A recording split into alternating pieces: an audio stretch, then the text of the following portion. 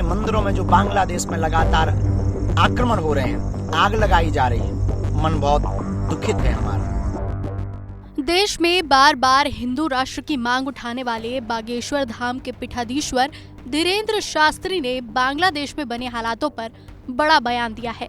उन्होंने कहा, यदि बांग्लादेश जैसे हालात भारत में हुए तो हिंदू कहां जाएंगे। उनके बयान के बाद राजनीतिक सरगर्मियां तेज हो गई है। बता दें कि हाल ही में विदेश यात्रा से लौटे पंडित धीरेन्द्र शास्त्री ने बांग्लादेश में हिंदुओं पर हो रहे अत्याचार को लेकर सरकार से मदद की गुहार भी लगाई थी। इसके साथ ही उन्होंने बांग्लादेशी हिंदुओं को भारत में शरण देने को लेकर सरकार का धन्यवाद भी किया।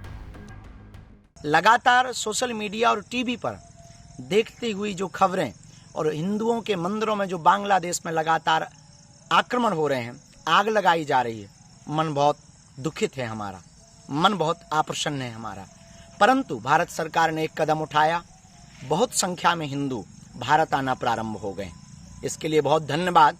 लेकिन हमारी प्रार्थना है भारत सरकार से, हम तो प्रार्थना कर सकते भारतीय नागरिक होने के नाते कि जितने भी हिंदू बांग्लादेश में फंसे हैं और जो भी आना चाहें उन्हें शरण भी दी जाए।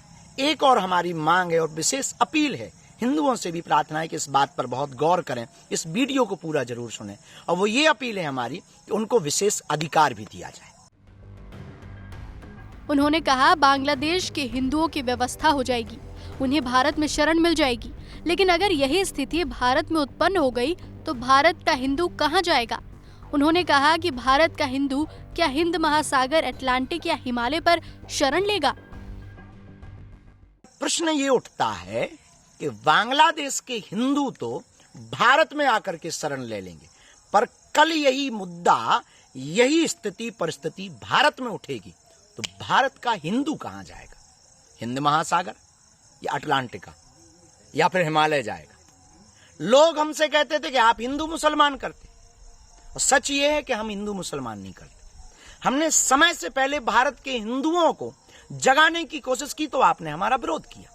पर आज तुम्हारी आंखों के सामने, आज तुम्हारी मीडिया ही, आज आपकी ही वह सोशल मीडिया के मोबाइल पर वो वीडियो आ रहे हैं जिसमें चिघाड़ रहे हैं हिंदू, और एक विशेष संप्रदाय के मंदिरों पर, वहां के इस्कॉन मंदिर पर इसलिए जलाया गया क्योंकि वो हिंदुत्व का और सनातन का प्रचार कर रहे हैं। बागेश्वर धाम के पीठाधीश्वर ने आगे कहा, हम किसी मजहब के खिलाफ नहीं हैं, लेकिन बांग्लादेश में निर्मित हुए हालात कई सवालों को जन्म दे रहे हैं।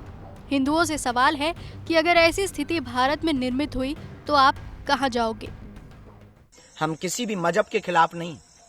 भारत में सबको रहने का अधिकार है, संविधान ने सबको अधिकार दिया और भारत में होना भी चाहिए। पर हम भारतीय हिंदुओं से प्रार्थना करना चाहते हैं कि कल अगर भारत में यही वस्तु स्थिति, यही परिस्थिति निर्मित हुई, आप जाओगे कहां।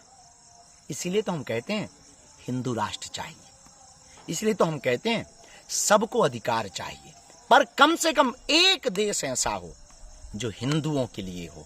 हम उसमें सबको बुलाएंगे। दुबई में सब लोग रहते हैं, अन्य देशों में भी सब देशों के लोग और सभी मजहब के लोग रहते हैं। हमारे भारत में भी सभी मजहब के लोग रहें, शांति पूर्वक रहें।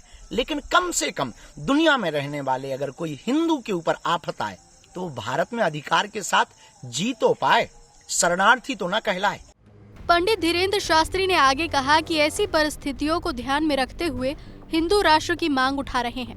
उन्होंने कहा, हिंदू को जगाने की जरूरत है, भागने की नहीं, वरना बांग्लादेशियों की तरह हिंदुओं को भारत भी छोड़ना पड़ेगा। कि हम आपको जगाने की बात कर रहे थे। ये बांग्लादेश का जो हाल है ये भारत का ना हो, इसलिए जागो हिंदू, जागो, एकता की तरफ जागो, भागो मत, वरना तुम्हें बांग्लादेशियों की तरह तुम्हें भी देश छोड़ना पड़ेगा। बांग्लादेश में सभी लोग शांति पूर्वक रहें। हम एक नई कोशिश कर रहे हैं, वहाँ रहने वाले कुछ लोगों से संपर्क में हैं और उनसे दूरभाष से भी हम उन पर चर्चा करेंगे। और आप चिंता न करें, हनुमान जी से हम बागेश्वर धाम भारत में आ गए, हम बालाजी के चरणों में अर्जी लगाएंगे। भारत के लोग भी अपना ध्यान रखें, सभी मजहब के लोग प्रेम पूर्वक रहें, क्योंकि सारे जहां से अच्छा हिंदुस्तान हमारा।